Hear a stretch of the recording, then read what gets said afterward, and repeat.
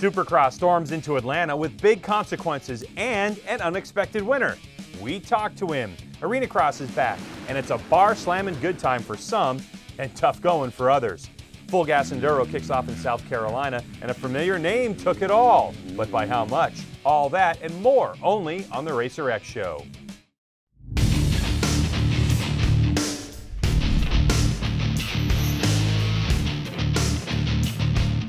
Hello and welcome. This is the Racer X Show, and I'm your host, Greg White. So much great racing going on, and it's not even March yet. The Racer X Show with Greg White is being presented by Acerbis, Soul and Passion. Time for the Supercross segment brought to you by Acerbis. Round 8 of the Monster Energy Supercross Series landed in Atlanta, Georgia and the Georgia Dome. Now for the 250 East Championship, it was round 2, where Rockstar Energy Husqvarna's Martin Davalos was the fastest qualifier. And when the gate dropped to start the first main event of the night, it was Davalos who grabbed the whole shot and the lead. Hot on the heels of the fast starter was the defending champ, running the #1 plate, Justin Bogle. As Davalos' lead shrunk, a 4-rider battle took place. Davalos starts to lose ground. He gives up the lead to Bogle. Then #6 Yamalube Star Racing Yamaha's Jeremy Martin has a go for second. But Martin was all eyes forward as he set his sights on Bogle. And then last week's winner Marvin Musquin with the red #1 plate, your points leader, gets to the inside of the champ for second. Musquin made a push, but it wasn't enough, as Martin flies free under the pressure to log his second career Supercross win. Davalos ended up a lonely 4th, 5 seconds ahead of Joey Savacci. But big win for the Millville, Minnesota native Martin. No, it's tough for sure. I mean, Bogle's he's trying to defend his title, and Marvin's on it. It's his last year, so I mean, Martin Davalos is good. There's a lot of good guys, and it's just kind of who's ever the better man come Saturday, because we're all fit and we're all fast. Musquin still your leader with 7 to go. There's still a lot of racing from this point forward. Heading into the main event for the 450s, a huge question mark surrounds number 94 RCH Soaring Eagle Jimmy John Suzuki's Ken Roczen. He had this nasty crash, smashing into the siding. Many thought Ken was done. That was the story going in. When it was all said and done, another compelling and thrilling tale emerged. But we'll start with a look at the starting gate, where you can see Roczen gutted it out and showed up for the race. When the gate dropped, it was number 22 Discount Tires Chad Reed who got the whole shot. And check this out. That was the race. A great launch by Autotrader.com Toyota Yamaha's Phil Nicoletti on the 46. Nicoletti's teammate Weston Pike in the mix, Dungey in the top 5. But Roczen was buried in the pack, working the 4th lap. Geico Honda's Eli Tomac washed out the front. That would end his chances today and lose 21 points to leader Dungey. Back to Roczen, who had this crazy crash. Left side of your screen, a Superman with a tough block landing. He stuck it. Can't believe that he'd get up and remount. Man, well, that's a tough guy. Now back up front, we're working lap 8, where Weston Pike had been in command of 2nd place. But the Diesel, number 5 on the Red Bull KTM, does what he does best, and 2nd. For Pike, he came under fire again and saw his career podium slipping away when a guy named Kennard on a factory HRC Honda, number 41, goes on by. All the while, the Australian fan favorite Chad Reed with his first since Anaheim 3 last year, his 44th career win. We showed you Dungey and Kennard. Pike's coming out party fizzled to 5th, maybe next week. Dungey only gave up points to Reed, extending his lead to 25. But the talk of the town is all about Chad Reed. The 2-2 at 3-2 gets his 44th. And we welcome him to the Racer X Show. Congratulations, Chad. What a great win. Yeah, thanks, man. It's always good to be on the show. Let's get right to it. 2 wins in 2014. You get hurt really bad. You keep grinding and grinding. Saturday night, you dominate in Atlanta. You're 44th. But, you know, does this one stand out from the rest? It really doesn't. My first win last year is like, it's hard to compare anything after that one, because for whatever reason, that one had meaning, you know? Like, I had a really, really rough 2013. And then that year I came off of, you know, being competitive, winning a race and blowing out my knee. And I never came back. I was never fit and never healthy. I never bonded well with the 13 Honda, and then I had to kind of sit myself down and really try to make the hard call of like, hey, I gotta go back to the drawing board and like ride all these bikes and put myself in a position to feel comfortable again. And, you know, found the Cowie being the best fit for me at the time. And oh, look, what's the secret to the race Saturday night? I'm not talking, oh, it was a good lunch. I want to know behind the scenes stuff, bike setup, training. Did you get a great breakfast? What is it? Behind the scenes, I mean, the most noticeable, my family was there this weekend. That was the first race they showed up to. So, I mean, having the wife and the kids at the races was nice. We changed the bike. I wouldn't say that we changed it in a way that we haven't been there before.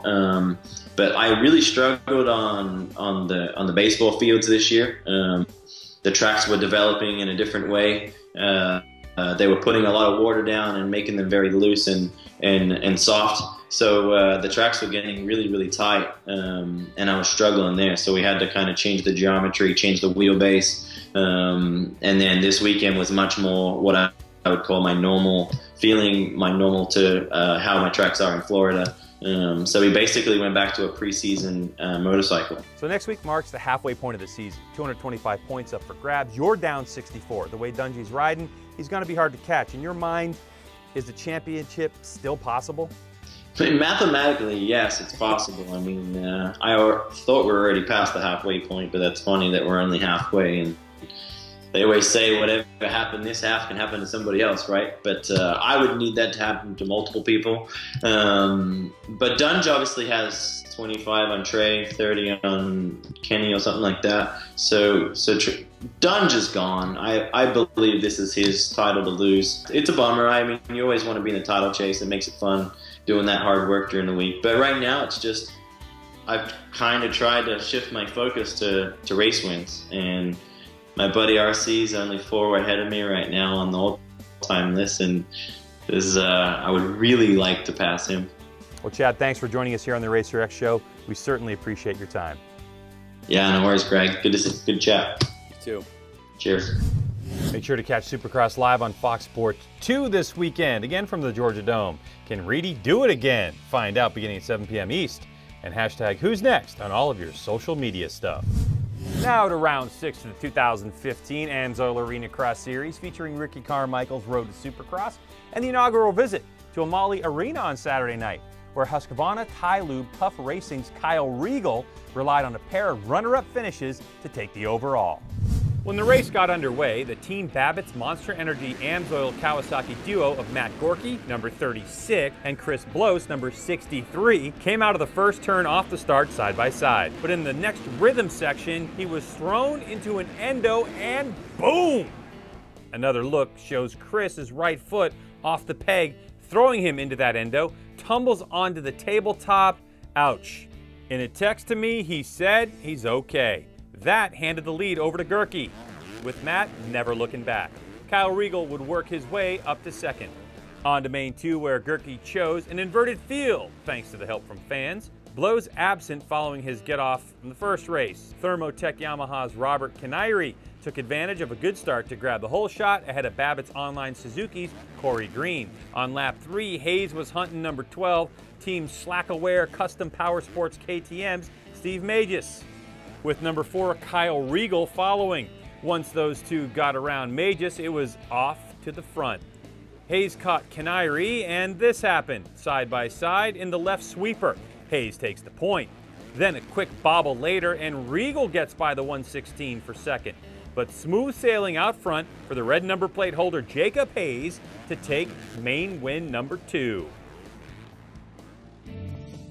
But with a 6th in the first one, the overall goes to Regal with his 2-2, his second overall of the year. So we hear from him. Yeah, just really got a good start all night long, and even when they got the inversion, I lined up on the outside and still seemed to came around pretty good, I think 4th or 5th. Just let the race come to me really and played it safe at first, and then once I saw the guys up in front of me, I really just sat down and charged, and I had a good line through the whoops that I was able to make a couple passes in, and like you said, I got the overall. I just pumped on it, and can't thank the crowd and everyone behind the scenes enough for coming out and making it happen. Hayes gets a few on fourth place teammate Gerke, and now it looks like a race for the championship from these top three. You can watch round 4 of the AMSOIL Arena Cross Series from Nashville, Tennessee, coming up Sunday on Fox Sports 1 at 1 p.m. East, 10 a.m. in the Pacific. The FIM ENI World Superbike Championship started over the weekend at Phillip Island in Australia, where Johnny Ray, new to the Kawasaki team, took his ZX-10R to its maiden victory. The margin over Aprilia's Leon Haslam, 0.039 seconds, with Ducati's Chaz Davis less than a half a second behind them. In race 2, the podium stayed the same, but this time Haslam 1/100th of a second over Ray, with Davis only 0.3 back from them. No doubt the best racing on the planet. Moving on over to MotoGP, they're back in Malaysia testing. And at the conclusion of day 1, it was Valentino Rossi on the factory Yamaha with the fastest time. Significance of this test: seamless gearbox for the Yamaha M1 and the official test of the all-new Ducati GP15, lighter, thinner, and no more understeer. On Tuesday, it was Repsol Honda's Marc Marquez back on top, the reigning world champ refining his Honda. And we had 2 brand new Ducatis just behind movie star Yamaha's Jorge Lorenzo. One more day of that. Check out MotoGP.com for the results. Now on to some really cool off-road racing. It's called the Kenda Full Gas Sprint Enduro Series. Think of a stripped-down ISDE 6-day, 3-mile-long test. 2 of them 3 times a day. You get 20 minutes rest in between. One test is woods, the other grass track or cross test. The fastest rider of the 2 days takes it all, and the season opener in Gaston, South Carolina was really close. But there can be only one. Number 1 with the white plate is GNCC champ Caleb Russell on the FMF KTM, and he was fast. He went head-to-head with this guy, Daniel Milner of Australia. As a matter of fact, close to 200 racers showed up to race in a variety of classes, this being the Pro class, featuring such greats as Josh Strang, Gordon Ashburn, Grant Baylor, Russell Bobbitt, Andrew DeLong, and more. As for these 2 days in South Carolina, it all came down to 2 riders, the number 1 and number 2. Between Russell and Milner, they split 6 tests each over 2 days. The same tests are run in reverse on day 2. With Milner and Russell 6 apiece, it came down to time, and Caleb Russell takes the overall by a slim 6 seconds.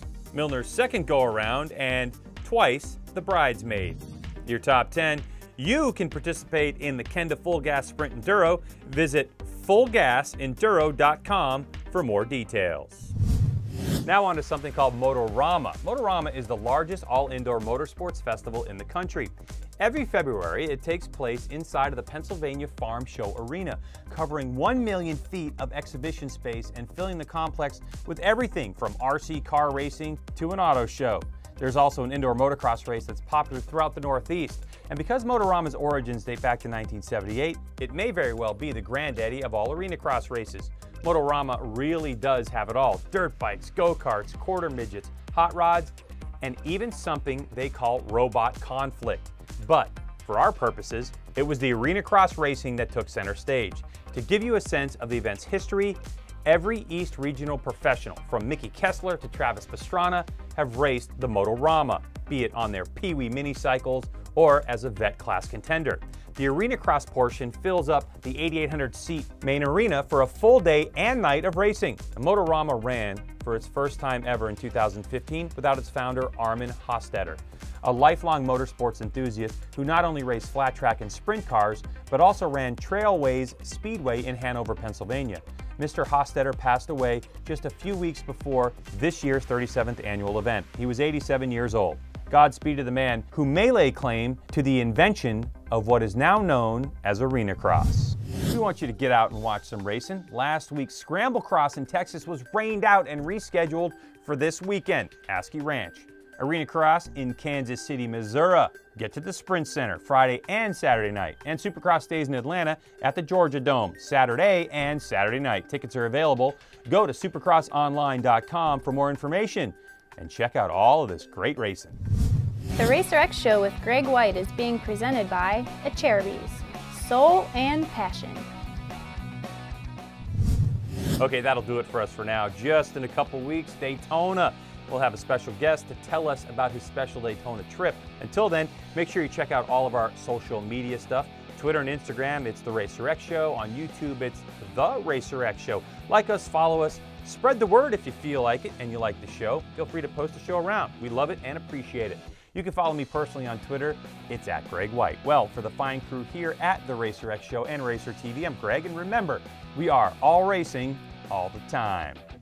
Come on, winter, go away. It's time to go ride a motorcycle. Man, it's cold.